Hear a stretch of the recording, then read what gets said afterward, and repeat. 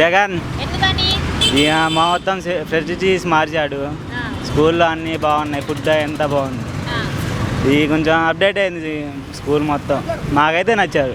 Development అంటూ ఏం జరగలేదు, స్టూడెంట్స్కి జాబ్స్ ఏం లేవని చెప్పి అంటున్నారు పవన్ కళ్యాణ్ ఉంటాయి, ఎవరు వచ్చినా ఉంటాయి, కానీ మంచి వాళ్ళు కావాలంటే.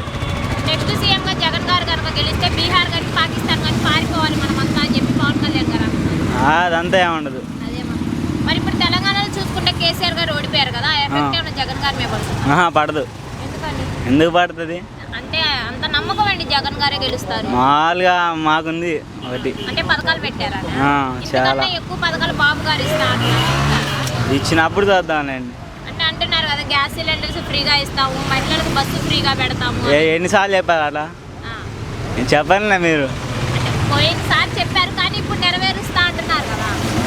అట్లాంటి ఎన్నో ఈయన వచ్చి ఇంకా ఆయన ఏం చెప్పాలి, ఇప్పుడు చెప్పాలా అన్నీ. ఇప్పటికిప్పుడు సీఎం పెడితే ఎవరు గెలుస్తారు? ఎలక్షన్స్ పెడితే జగనే. జగన్.